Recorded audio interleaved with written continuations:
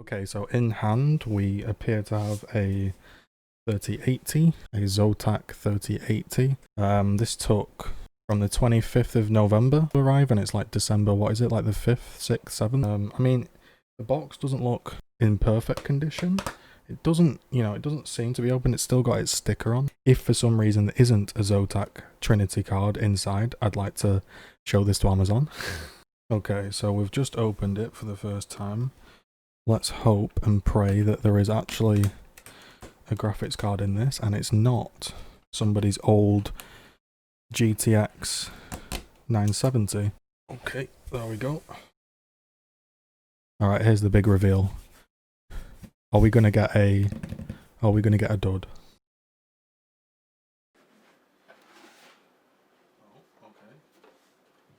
So inside, if we tilt it this way, we have got get amped. Looks like some instructions, we can take a look. Set of stickers, some installation guide, so basically a little pocket of stuff there. Okay, here's the big reveal, guys.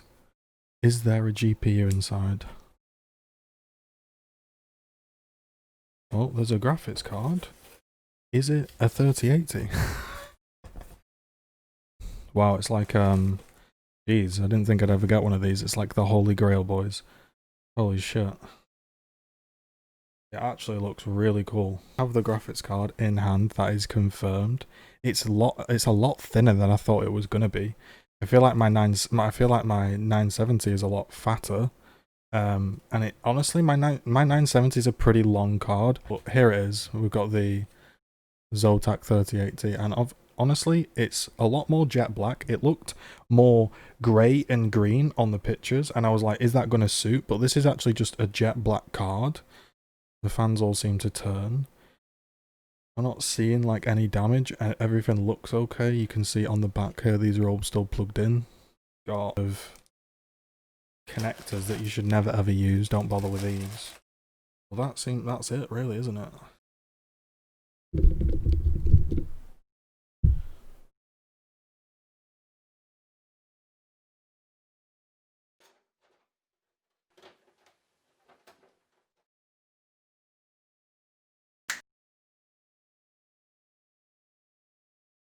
Alright guys, so you've seen the card been unboxed. I like to record my unboxings, not just to show you on YouTube, but also if anything goes wrong in shipping and it arrives smashed up or broken, I have some evidence. I think that helps. I think you should always do that with your expensive purchases. So the 3080 is an expensive purchase. This isn't a £200 GPU. And quote, it's a bad brand. It's a Zotac card. You know, everyone's told me this is a bad brand. I bought the card and it arrived. It was, I think, just shy of £800 after shipping.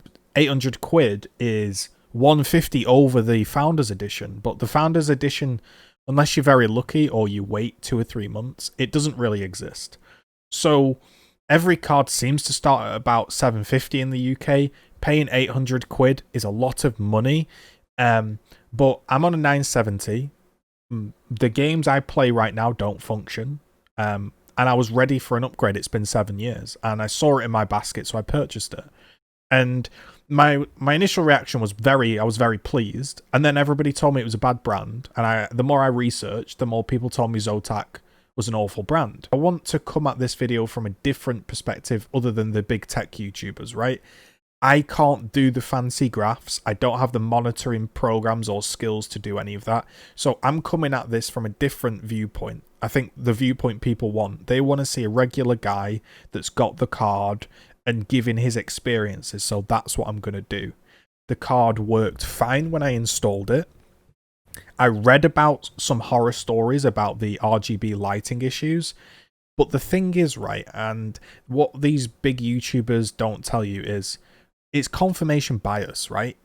If you look up a problem, you're going to find a problem. If I look up, let's think of a top graphics card brand, Asus Strix, and we look up the Asus Strix problems, you're going to find some 3080 Asus Strix problems. One of the big UK YouTubers, he's had a horrendous coil whine. Now, my card, it has a tiny amount of coil whine, I have to get my ear right up to the case, and I have to open up my glass case, and I can hear it, and that's when it's under full whack. But it's literally, you wouldn't even know it's there unless somebody told you that's a thing. So no, just because the card has coil whine or doesn't have coil whine means nothing. Gamers Nexus, obviously a well-trusted PC site, basically says if your card has coil whine, it doesn't mean anything because that's just the card. That each one is an individual card. Some might have very bad coil whine on a good brand. Some might have no coil whine on a bad brand. The only time it would really mean anything is if every single card that company produces has coil whine. Then you could say, okay, something's going wrong here. But basically, coil whine is just pot luck. If it's very, very bad, you can send it back. If it's not bad, well, it's not bad, and that's fine, isn't it? So coil whine I didn't really have any issues with, so that was my first concern. The lighting and the software worked. The only issue I have actually had is with the fans, and people are going to go, oh, it's Zotac fans, but it's kind of my fault. So I'll tell you what I did. I downloaded MSI Afterburner because I wanted to do the monitoring to make this review to give you some FPS figures. Then I sort of was reading about undervolting, that you can make the card, you know, perform just the same, use a little bit less power, it gets less hot, which is great because when the 3080 is on at full whack, it's pretty hot. It's not overly hot. It actually runs at 62C, which actually is very cool, but it's a massive unit of a card compared to my little 970, and it does make my room kind of hot when all the doors are shut and there's no window open. It's kind of like a little space heater. It is a massive card, right? And I've also got a beefy processor going on, a 5950X, so it gets overall a little bit warmer than my low-end system used to. That makes sense, right? It's a much more powerful computer. So I undervolted it, and actually it lowered the temperatures by 6C, and I got 10 more FPS in Gears 5, and I thought this is fantastic. And then I started messing with the fan curves because I wanted it to sort of be a bit... I wanted the fans on more. It was kind of quiet, and I wanted the fans on more, so that's a good sign, right? The card was pretty quiet. But I kind of messed up the fan curve, and then when I restarted the card, the fans were just slowly spinning, the middle one wasn't spinning, and it wasn't ever coming on. And then pressing reset on the fan curve fixed that. When I then restarted my computer, it was doing the same issue. And I was like, oh no, like maybe this is the stop-start Zotac fan issue. I look it up online, I see some issues with the fans. I'm like, well, mine is doing that. The fan's not really spinning. The middle one isn't working. You look up middle fan not working, Zotac, and then you see videos of people's middle fan not working, and you're like, well, maybe I've got a problem. All it was I completely butchered the fan curve, and because I clicked the button that starts MSI on startup, the card was starting up with the wrong fan profile. Since deleting MSI Afterburner clean and then reinstalling it, it's fine. It was a user error. So that's why I'm telling you.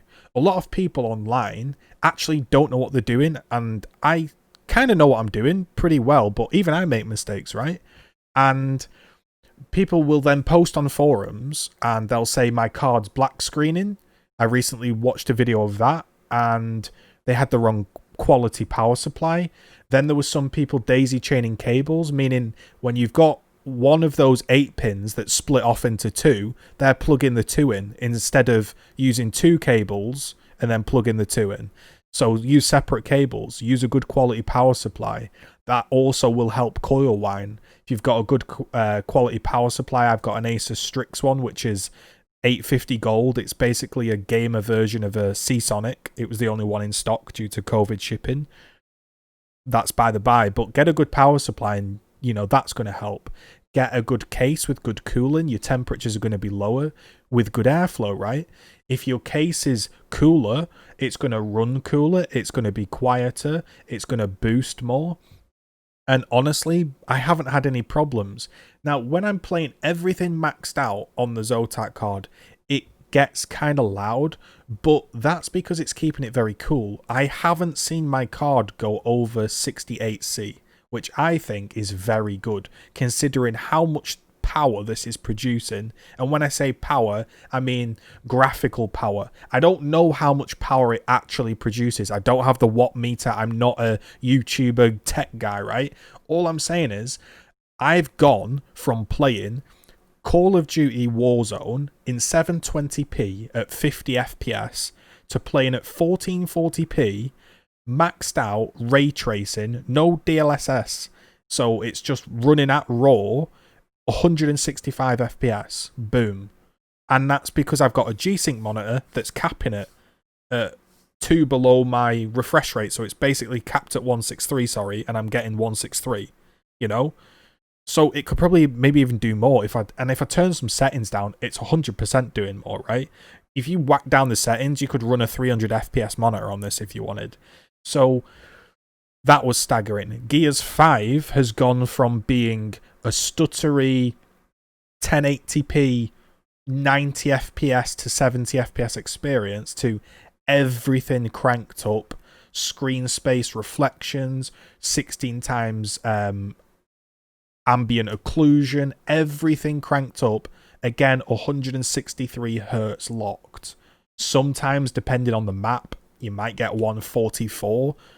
But again, the leap I've taken, I've gone up in resolution and I've almost doubled my FPS on top, tripled in Modern Warfare. So I'm in Modern Warfare, I'm going from 720p to 1440p, and I'm just tripling my frame rates. So when somebody says the Zotac card is bad, basically they're saying it might be 2%, 3% worse than a top end, or even with a Founders Edition, etc. But the point is, silicon quality. I might have a good variant of the Zotac card. You might get a bad version of a Strix or a bad version of a Gigabyte card. And suddenly the 5% better off is like, oh, you got the bad version that's 2% worse. I got the version of the Zotac that's 3% better than normal, and you back it even. All the 3080s basically appeal to run the same, and everyone that I've watched basically doesn't overclock it. They just run it at stock, or they undervolt it so it runs a bit cooler. Performance on all of the 3080s is basically a wash, so you don't need to worry about that. So all in all, my experience with the Zotac has been very, very good. You know, and again, that's just me. Maybe I got the good version. Maybe there are bad Zotac cards out there. But the point is, you're not going to buy a Zotac card and be like, this is trash. You know what I mean? I think that's what people get themselves wrapped up in, these brands, and they follow these YouTubers. There's no YouTubers reviewing these cards, and actually Zotac are the only ones selling them. They're the only ones selling them, so fair play to Zotac, because, you know, okay, they might have a few duds maybe, like every company, but at least they're selling them. And I've spoke to their customer service responds. I always like to do that because it gives me an idea of, if I get a problem, how is it going to be? Also, you get 5-year warranty as well when you register. So if anything goes wrong, it's fine. So, you know, the gameplay, the level of gameplay that it can produce compared to, say, an older card like my 970 is just way out of this league. It's phenomenal. It's a massive, massive jump. And I would recommend that if you see this card in stock and it's at a decent price, pick it up. There's nothing wrong with it. And like I say, maybe you get a version that's got something wrong with it and you're just going to have to say, gee, that sucks, time to send it back, or, you know. But that can happen with any brand. And again, these forums, these people that do tech videos and tech advice, some of them know their stuff. A lot of them are just repeating stuff that they've heard of other people. You know, I watched a guy unbox a Zotac card when I was going to buy it, because I'd bought the card and I was like, well, I'll sit and watch some videos, as you do. He spent 12 minutes from the card being over the PCIe slot to install to actually then installing it, constantly checking, not pushing, been weird. And then they'll go on to make like 20 benchmark videos, 20 review videos, and it's like, are you trusting that guy? So you can't always trust one guy. You can't trust me, you can't trust the other guy, but you can just get a rough opinion. And weirdly, the rough opinion of Zotac is trash brand. And I honestly think they've got the head a bit warped by listening to all of these graphs and these benchmarks, and they're seeing that the Zotac is at the bottom of the pile, and they're not understanding that if you're like, let's say this card performs 10% worse than the actual Founders Edition, which it doesn't, and I'm playing Modern Warfare Warzone at 165 FPS and I lose 10%. I'm going to lose 16 frames. I'm now playing at 144 locked. Am I going to notice that? No. So the point is, all these graphs where they're like, in Modern Warfare it got 163, but the Nvidia and the Strix got 14, blah blah blah. Like, you know, these tiny minuscule differences, they're irrelevant.